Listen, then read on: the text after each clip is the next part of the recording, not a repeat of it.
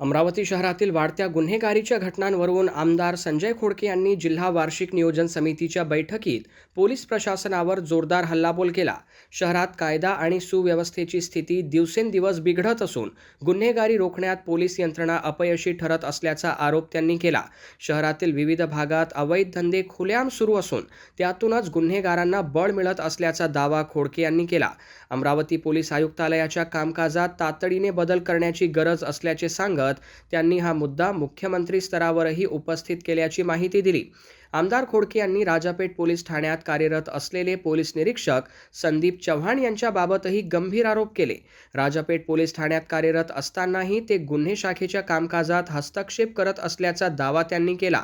तसेच भ्रष्टाचार प्रतिबंधक विभागाशी संबंधित प्रकरणे असतानाही त्यांना वरिष्ठ अधिकाऱ्यांकडून संरक्षण मिळत असल्याचा आरोप करत या प्रकरणात वरिष्ठ अधिकाऱ्यांच्या भूमिकेचीही चौकशी करण्याची मागणी त्यांनी केली। शहरातील नागरिक गुन्हेगारीच्या वाढत्या घटनांमुळे सुरक्षित असल्याचे सांगत पुढील 15 दिवसात ठोस कारवाई झाली नाही तर आम्ही आंदोलनाचा मार्ग स्वीकारू असा इशारा आमदार संजय खोडके यांनी दिला। यावर पालकमंत्री चंद्रशेखर बावनकुळे यांनी बैठकीत प्रतिक्रिया देताना अमरावती शहर पोलीस विभागाच्या कामकाजाचा स्वतंत्र आढावा घेतला जाईल अशी ग्वाही दिली।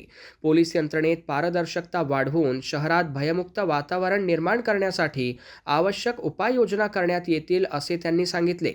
कायद्याचे उल्लंघन करणारे आणि कायद्याच्या आड राहून गुन्हेगारीला खतपाणी घालणाऱ्यांची कोणतीही गय केली जाणार नाही असे स्पष्ट करत पालकमंत्री बावनकुळे यांनी संबंधित प्रकरणाची गंभीर दखल घेत योग्य ती कारवाई करण्याचे आश्वासन दिले।